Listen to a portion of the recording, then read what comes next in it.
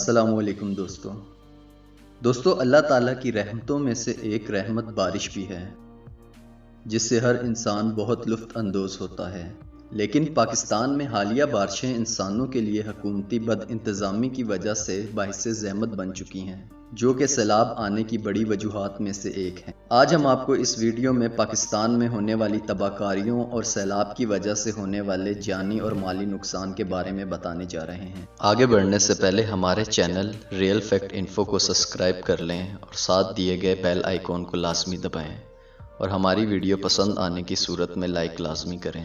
دوستو، جب کوئی آفات انسانوں پر پڑتی ہیں تو وہ وقت امتحان کا ہوتا ہے۔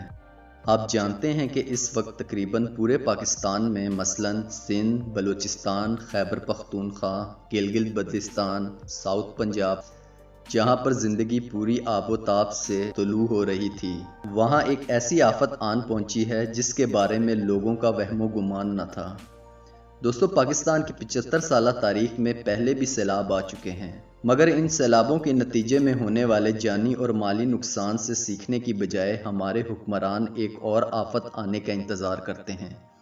اگر بروقت پاکستان میں ڈیم بنائے جاتے تو آج ہم بہت سی قیمتی جانوں اور سیلاب کی وجہ سے ہونے والی تباہ کاریوں سے بچ سکتے تھے۔ دوستو، قدرتی آفات سے نپٹنے کے ادارے نیشنل ڈیزاسٹر مینجمنٹ اتھارٹی کی رپورٹ کے مطابق پاکستان بھر میں 14 جون سے لے کر اب تک طوفانی بارشوں اور سیلابی ریلوں سے 900 سے زیادہ اموات ہو چکی ہیں، جبکہ 1200 سے زیادہ افراد زخمی ہو چکے ہیں اور لاکھوں لوگوں کے گھر بھی پانی کی نظر ہو چکے ہیں، اور سیلابی ریلوں میں مال مویشی کی تعداد اس سے کئی زیادہ ہے۔ ہر طرف کوہرام کا عالم ہے۔ سب سے زیادہ جانی نقصان بلوچستان میں ہوا، جس میں 320 لوگ جان کی بازی ہار گئے۔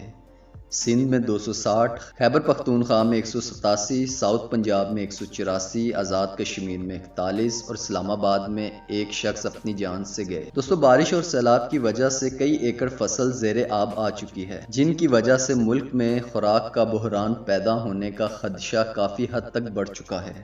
دوستو، پاکستان میں کچھ علماء ایسے بھی ہیں جن سے پوچھا گیا کہ ان آفات کے بارے میں آپ کا کیا خیال ہے، تو ان کا کہنا تھا کہ لوگ فحاشی کی جانب بڑھ چکے ہیں۔ تو کوئی ان سے یہ پوچھے کہ جو لوگ اپنے محلوں میں فحاشی، شراب نوشی اور زنا جیسے فعل میں ملوث ہیں، ان کے محلوں کو یہ سیلاب کیوں بہا کے نہیں لے جاتا، جو اپنی محنت سے پوری دنیا کے لیے اناج پیدا کرتے ہیں۔ دوستو، دراصل یہ سب حکمرانوں کی نااہلی ہے جو ہزاروں قیمتی جانیں ساتھ بہا لے گئے۔ دوستو، دنیا بھر میں بہت سی ڈیزاسٹر مینجمنٹ کام کرتی ہیں جو ان چیزوں کا خیال رکھتی ہیں، مگر افسوس پاکستان میں کوئی بھی پاکستانیوں کا پرسان حال نہیں۔ دوستو، سیلاب عذاب نہیں بلکہ ہماری آبی مس مینجمنٹ کا نتیجہ ہے۔ گناہوں کی وجہ سے اگر عذاب ہوتا تو صرف غریبوں کے گھر کی بجائے جاتی امرا، GHQ، DHQ، بلاول ہاؤس اور زرداری کی کوٹھیوں میں بھی یہ سیلاب کی تباہ کاریاں ہوتی۔ دوستو، کسی زمانے میں چین میں بہت سیلاب آتے تھے،